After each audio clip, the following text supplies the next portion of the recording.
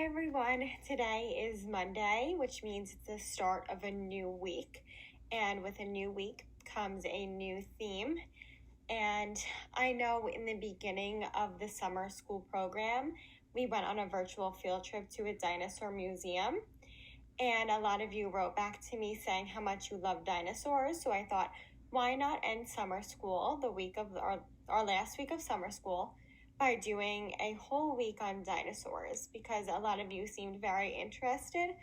So we will be going on a virtual field trip, obviously reading books throughout the week, doing some yoga, making snacks, everything we did throughout the summer school program. So we're going to create a bubble map together. And I want this to be interactive because I like when you tell me what to write on my anchor charts, just like you would in a classroom. So a bubble map is when we write the theme or the topic in the middle. So dinosaurs.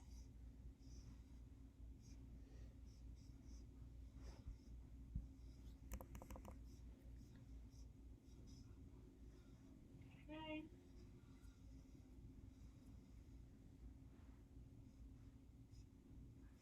Drawing my picture of a dinosaur.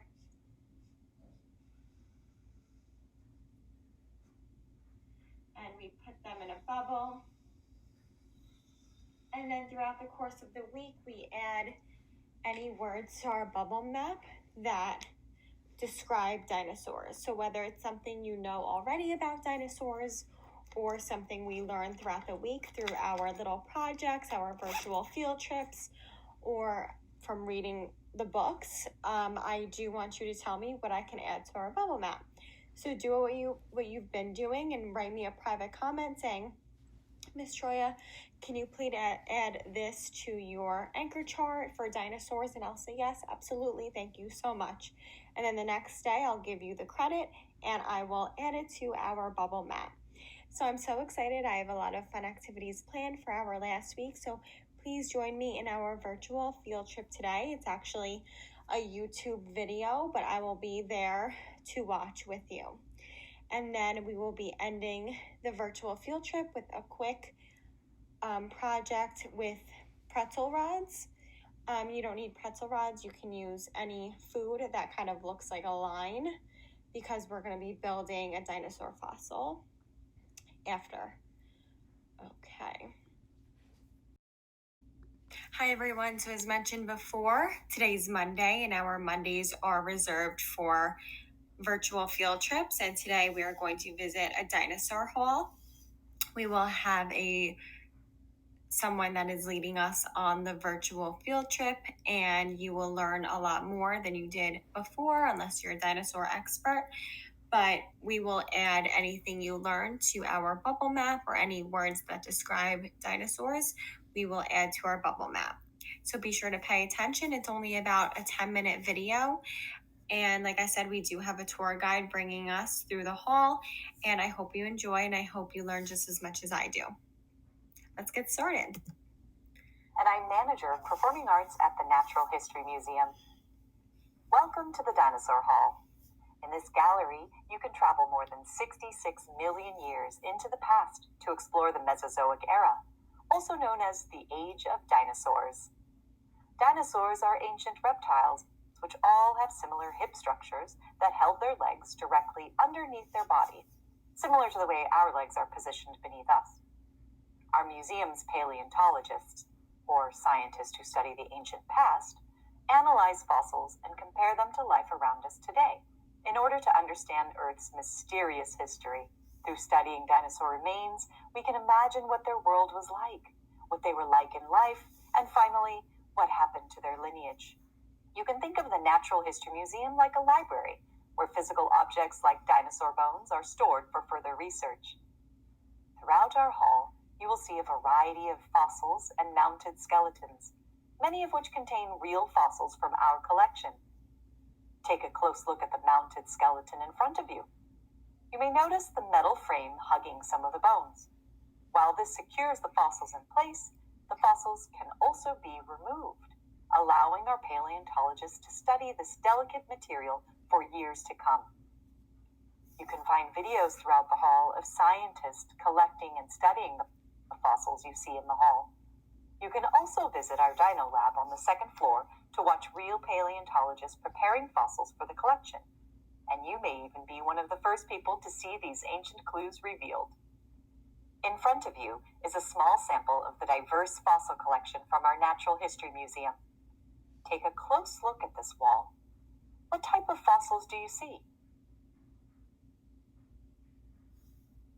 All of these specimens are real fossils, but as you can see, they are not all bones.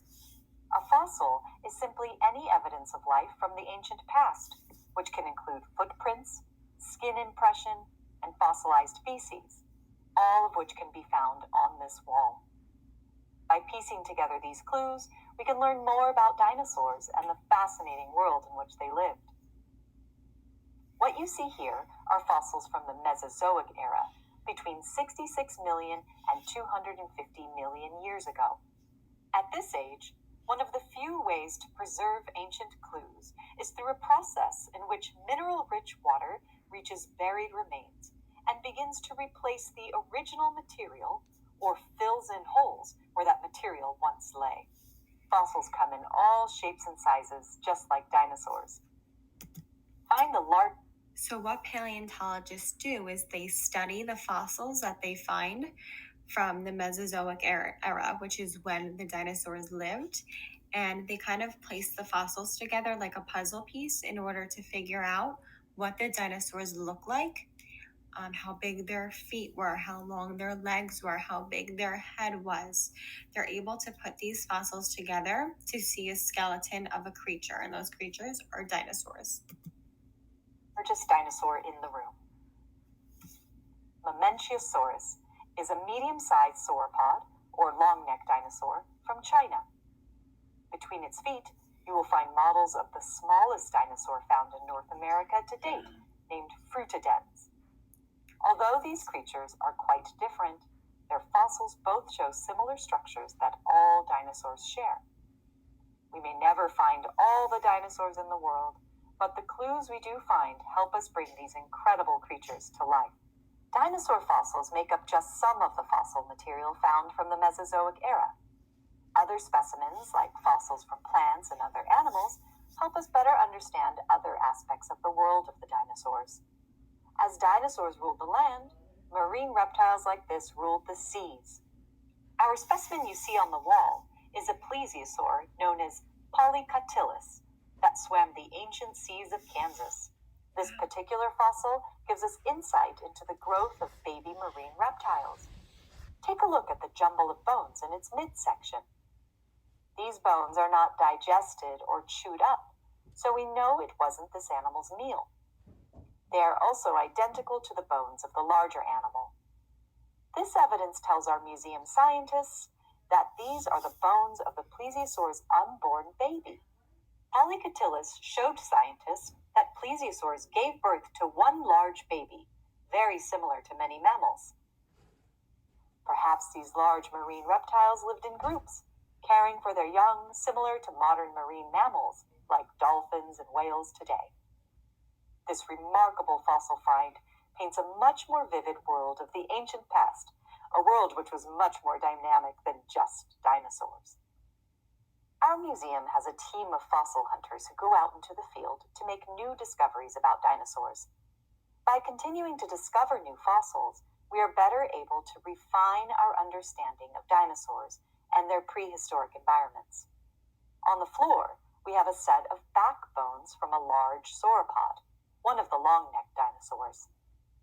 They were excavated out of the rocks of the Utah desert, and they date back to the late Jurassic period, about 150 million years ago.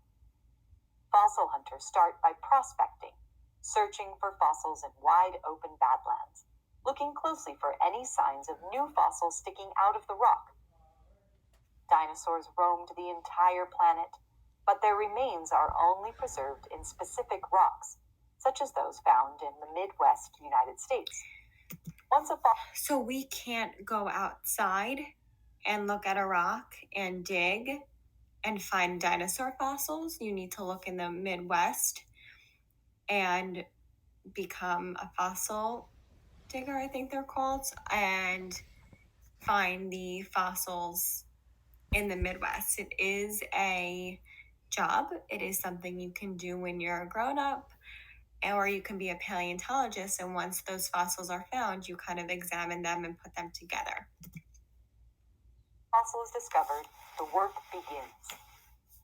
The video was taken at one of our quarries in southern Utah during the height of summer, a harsh environment that requires hard work and determination.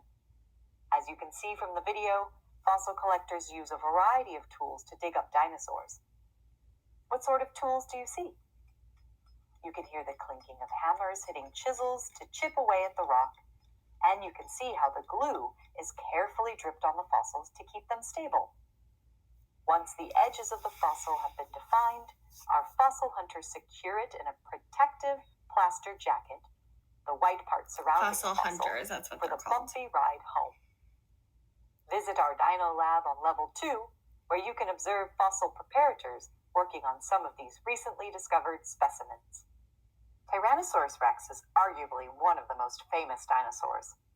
Our museum is one of the few places They're in the also world where called you can see a growth T-Rex, series so you've for probably T-Rex. heard of this one. In front of you are Tyrannosaurus specimens representing different years of life. We're able to tell the age through rings of growth seen in the bones, much like tree rings. The smallest individual was a 2-year-old Tyrannosaurus. This small, long-legged dinosaur would have run down small, quick prey. At this time, a Tyrannosaurus would begin gaining 5 pounds a day on average. The next biggest individual was a 14-year-old Tyrannosaurus. These were the awkward years for the king of the dinosaurs. Many animals, dinosaurs included, don't grow body parts at the same rate.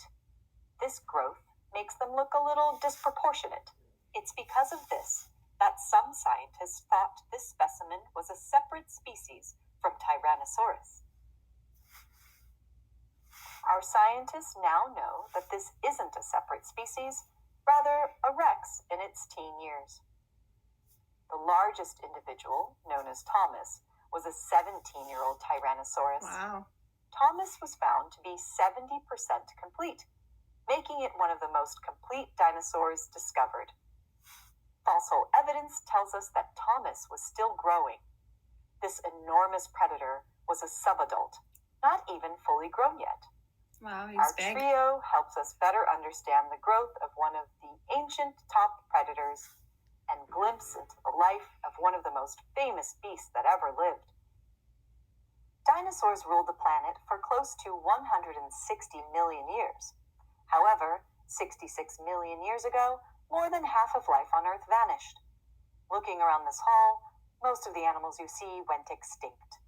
Clues suggest a meteor impact, volcanic activity, and climate change may have played a role in the disappearance of these giant reptiles. However, not all dinosaurs vanished. You may even see dinosaurs alive today. By studying the ancient past, using our collections, we can better understand the natural world. Take a close look at the velociraptor skeleton and compare it to the skeleton next to it. What similarities do you see? Scientists have found many features in the skeletons of dinosaurs that can only be found in one animal living today: birds. You may see that the velociraptor has hooks extending from the rib bones. In front of the ribs are large breastplates connected by a thin bone. Underneath Velociraptor, you will find a hollow fossil bone, 3-toed footprints, and finally, behind this exhibit, you can find a fossil showing preserved feathers. Wow. All of these features helped one group of dinosaurs take to the sky. Birds are the only members of the dinosaur family that survive today. If you step outside, you can see hummingbirds and finches, crows and hawks, all of which are living dinosaurs.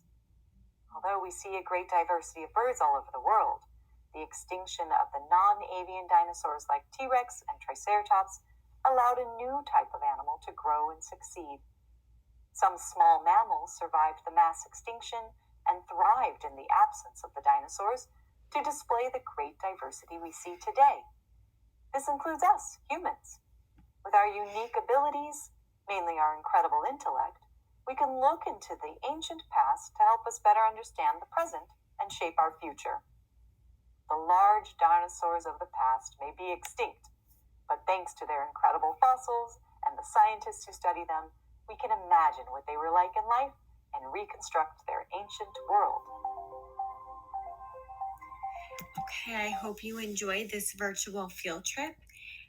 We are going to pretend we are paleontologists and take different fossils, which are little snacks like pretzel rods, or if you have pasta before it's cooked, you can use crayons. You can really use anything that is thin and like straight, like a line.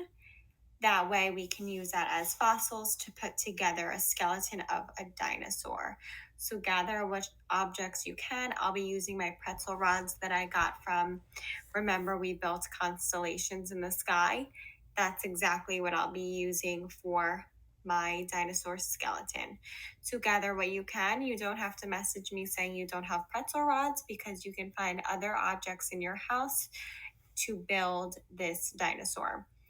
My mom even mentioned before, a great idea if you have toothpicks at home, that would work as something really great to build our dinosaur. So stick around and we will be building our own skeletons, which is so exciting because we got to see that in our virtual field trip.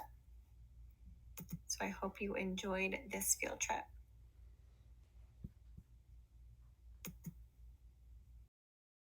Everyone, so for this activity, you need some type of hard, long, straight food. So in the picture on the screen, you can see that student used macaroni noodles. You only need 19 macaroni noodles out of the 300 that come in a box. So you're really not using that many. You're just using 19. For me, I had these from the Constellation Project 2 weeks ago. So I'm just going to use these. They are pretzel rods. I got them from the dollar store, and you can build dinosaurs. You can pretend that the pretzel rods are the dinosaur fossils and that we are building a T-Rex skeleton. That picture looks like they built a T-Rex, so we're just going to replicate or build what that student made. Okay, we are going to do this on I have a styrofoam plate here that we are going to build this T-Rex. And now that I'm thinking about it, we might need to use a piece of paper instead because he looks like he's pretty long. So you have your piece of paper or plate or paper towel. You have your hard food. Like I said, be creative. You don't have to message me saying that you don't have pretzel rods. You can use pasta, pretzel rods. You can use crayons. You can use really anything that's long and straight. That's the most important part. Or maybe things you can break. If you have chalk at home, if you have leftover Twizzlers, anything, just be creative, okay? Because I don't have pasta. I don't have a box of pasta at home right now.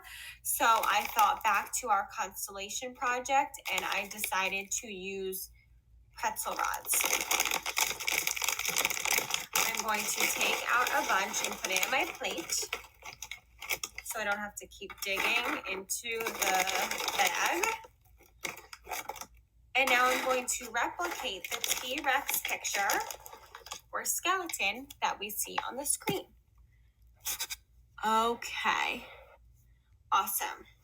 So that student, it looks like their back and tail, it's 1, 2, 3, 4, 5, 6 macaronis. So look at the tail. Now I'm going to do this facing me, and then I'll flip it around at the end so you can see it. So if you're doing this at home, you're just copying the picture that this student already made. And it doesn't have to be exact. If you have the macaroni noodles, even better. Okay, so I have his back and its head, and now it looks like he has 3 pieces of macaroni for its head.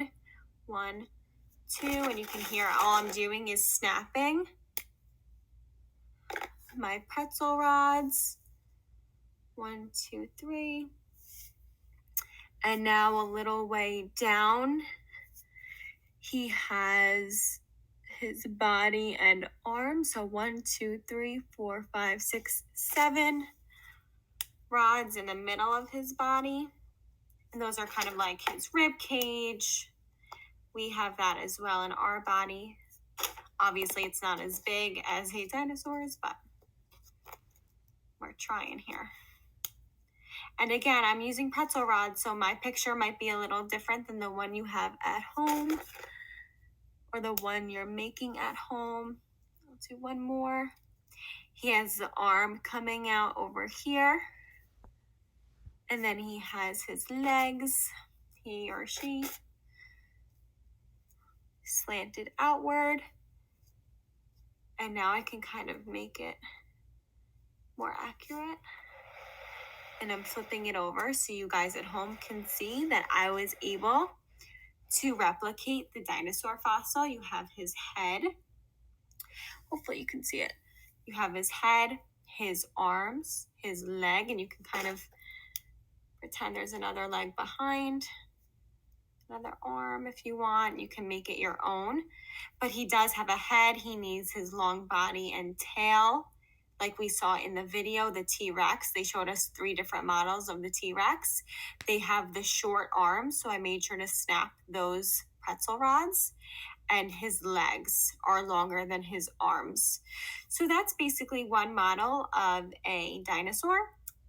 You can choose any type of dinosaur that you want. You can build, there's Triceratops, a Velociraptor, T-Rex, a long neck, I think it's called.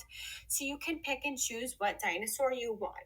The person that made the dinosaur skeleton out of noodles actually glued it down to their paper. You can see if I scroll a little, they used regular Elmer's glue to glue down the macaroni so they're able to hold up the picture, and you can keep it. So you can keep it, it won't move around. Right now, right when I pick up my paper, the fossil, the pretzel rods are going to roll right off. So if you don't want to keep it and you want to keep remaking it using the same pretzel rods or macaroni or whatever you decide to use, then I wouldn't glue it. But if you love the way your T-Rex looks, you can use glue to glue it down onto your plate or your piece of paper. That way you have it to keep. Just like that picture the child made with the macaroni. And by the looks of it, you can kind of see pencil marks under the macaroni, which makes me think that they drew out their T-Rex before gluing their macaroni down. So it was perfect. Whereas I just looked at the picture that they made to create my T-Rex. So please let me know what you learned about dinosaurs, and please let me know any describing words we can use to describe dinosaurs, and I can put it on our bubble map. So please let me know. Do not hesitate to email me or write me a private comment, because I love shouting you guys out in my videos. I love learning from you guys. So please, please, please let me know what you learned, or if you discovered any describing words for our dinosaurs. So I hope you enjoyed today's virtual field trip, our little fossil activity, and I have more things planned this week. So I hope you have a wonderful rest of your day.